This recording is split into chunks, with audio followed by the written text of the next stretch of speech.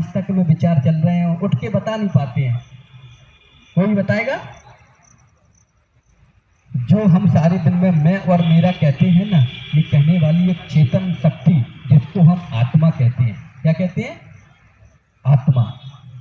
तो इस शरीर को चलाने वाली वही एक आत्मा है और जिसका परमात्मा है।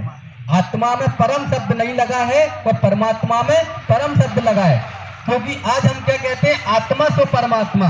आत्मा सो परमात्मा नहीं है, आत्मा जैसा परमात्मा है। क्योंकि शरीर का पिता शरीर के जैसा होता है कि नहीं होता है? शरीर के लिए हम जो भी उपलब्धियां करते हैं ना, तो अपने माता पिता से करते हैं कि नहीं करते हैं? तो आत्मा के लिए अपने परमात्मा से प्राप्तियां की हैं, क्योंकि ये शरीर तो हमारा घर है और घर के मालिक को हम कभी भोजन देते हैं, उसकी घर की कभी जिस प्रकार से हम घर को नियमित रूप से रोज सजाते हैं, उसको खिलाते हैं, पिलाते हैं और अपना बिल्कुल ख्याल रखते हैं। हम अभी आपको एक कहानी सुनाते हैं। कहानी सुनेंगे? क्योंकि कहानी के माध्यम से आपको अच्छा लगता है। 2 कहानियां सुनाएंगे, फिर उसके बाद में ये प्रोग्राम दिखाएंगे और हमारी जो सीनियर दीदी है वो आपको बताएंगे, समझाएंगे। ठीक है ना? तो बड़े ध्यान पूर्वक से है, मगर आपके कर्म आपके साथ कभी साथ नहीं छोड़ेंगे। चाहे आपने अच्छे कर्म किए हो, चाहे आपने बुरे कर्म किए हो। तो अगर जो हमारे कर्म हमारा आगे का सफर तक हमेशा साथ देते हैं, तो हमें अपने कर्म अच्छे करना चाहिए कि बुरे करना चाहिए? अच्छे करना चाहिए ना। कौन से कर्म करना चाहिए? क्योंकि इस संसार में आत्मा भी पता है कितने प्रकार की है? पाप आत्मा, पुण्य आत्मा, महान आत्मा। हाथ खड़ा करेंगे। रात में 10 बजे कौन सो जाता है? हाथ नीचे करिए। और सुबह 4 बजे कितने लोग उठते हैं? सुबह भोर में 4 बजे कौन कौन उठता है? लगभग। अच्छा ये रखिए, आपको बता दें, नींद दिन बना है सोने के लिए कि जागने के लिए?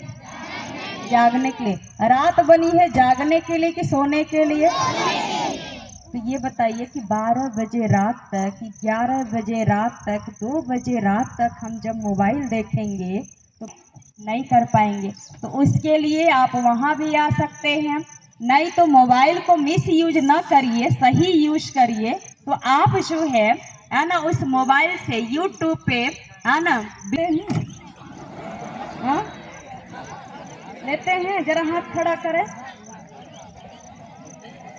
अच्छा ये बताइए, हमारी बहनें हैं, कोई गुल मंजन करता है? रानी मंजन करता है कोई? हाँ? भाई लोग में कोई नहीं। चलिए अच्छा ये बताइए, अपने पापा को क्या आप छुड़ाना चाहते हैं कि शराब न पिए? हाथ खड़ा करिए। कौन कौन छुड़ाना चाहता है? कैसे आप छुड़ाएंगे?